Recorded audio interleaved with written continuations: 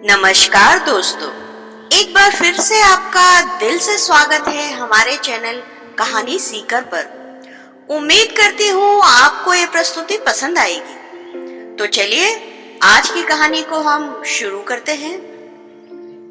यह कथा एक करुणामयी, विवेकशील, इंसानों की तरह बोली बोलने वाले असाधारण सुनहरे मृग की है।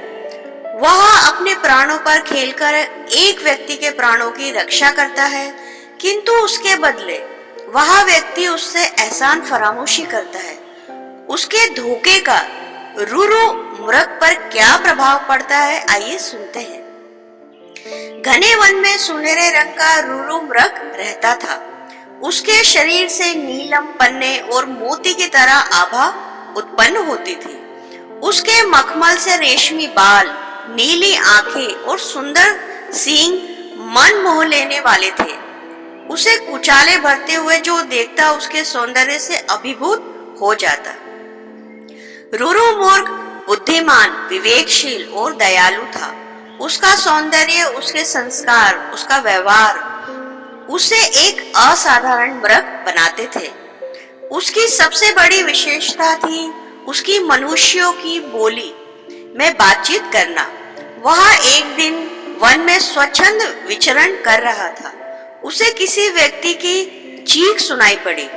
उस दिशा में जाकर उसने देखा कि एक मनुष्य नदी की तेज धारा में बह रहा था। रूरू मानव स्वभाव से परिपूर्ण से परिचित था।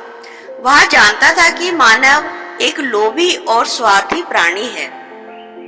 अपने स्वार्थ के लिए वह मानवीय करुणा का भी त्याग कर देता है। मानव का यह स्वभाव उसे हानि भी पहुंचा सकता था। यह ज्ञात होते हुए भी, जानते हुए भी उसके हृदय में करुणा उमड़ पड़ी। बिना देर किए वह नदी में कूद पड़ा और तैरते हुए, डूबते हुए व्यक्ति के पास पहुंचकर बोला, मानव, मेरे पैरों को मजबूती से पकड़ लो, मैं तुम्हें किनारे ले चलूंगा। भयभीत व्यक्ति रूरू मुर्ग के पैरों को पकड़ने के स्थान पर उसकी पीठ पर ही चढ़ बैठा। वह इस स्थिति में रूरू मुर्ग का तैरना दुष्कर था, पर उसने फिर भी उस व्यक्ति को झटक स्वयं की पीठ से नीचे नहीं उतारा, बल्कि संयम धारण करते हुए, कष्ट सहन करते हुए उसे पीठ पर लादकर किनारे तक जैसे तैसे वहां लेकर आ गया। व्यक्ति के प्राण बच गए। उसने रूरू मुर्ग का धन्यवाद देना चाहा तो रूरू मुर्ग ने बोला, मानव, अगर तू वास्तव में मेरा धन्यवाद करना चाहता है तो अपने नगर जाकर किसी को भी मेरे बारे में कोई भी ये बात नहीं बताना। यदि लोग मेरी विशेषताओं के बारे में जानेंगे तो निसंदेह मुझे पकड़ने की अभिलाषा करेंगे, कोशिश करेंगे। इस प्रकार मेरे स्वच्छंद जीवन का, जो मैं आजादी से घूमता हूँ, उसका नाश हो जाएगा। इतना कहकर रूरू मृग वन में चला गया और व्यक्ति अपने नगर।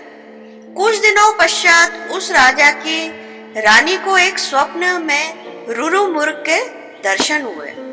उसके सौंदर्य से मुग्ध रानी कई दिनों तक उसे अपने हृदय से निकाल नहीं पाई।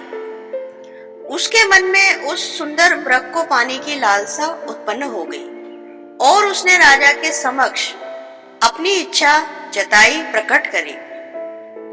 राजा ने अपने रानी की इच्छा की पूर्ति के लिए पूरे राज्य में ढिंढोरा पिटवा दिया कि जो कोई भी रानी द्वारा स्वप्न में देखे हुए मृग को ढूंढने में सहायता करेगा, मदद देगा, उसे एक गांव और 10 सुंदर युवतियां उपहार में दे दी जाएंगी।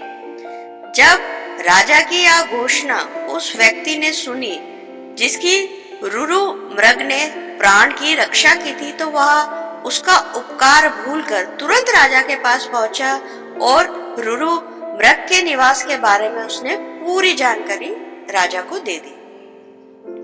राजा सैनिकों को लेकर उस वन में पहुंचा जहां रूरू मृग का निवास था। उसके सैनिकों ने रूरू मृग के निवास को घेर लिया। रूरू मृग के पास बचाव का कोई भी रास्ता नहीं था। वह और क्या करता? वह राजा के सामने आ गया। उसे देख राजा चकित रह गया। उसकी छवि रानी द्वारा स्वप्न में देखे मृग जैसी बिल्कुल थी। उसे धनुष बाण रुरुमृग पर तान दिया। तब रुरुमृग ने मनुष्य की बोली में राजा से पूछा, हे राजन, तुम मुझे चाहे पकड़ो या मारो, किंतु पहले मुझे यह बताओ कि तुम्हें मेरे निवास के बारे में किसने बताया। वह व्यक्ति उस राजा के साथ उस वक्त वहीं खड़ा था। राजा ने बाण की दिशा उसकी ओर मोड़ दी। उस एहसान फरामोश व्यक्ति को देख रुरुमृग ने कहा, निकाल लो लकड़ी के कुंदे को पानी से, ना निकालना कभी एक एहसान फरामोश इंसान को। राजा को रुरुमृग के कथन का आशय कुछ समझ नहीं आया। वह सोचने लगा।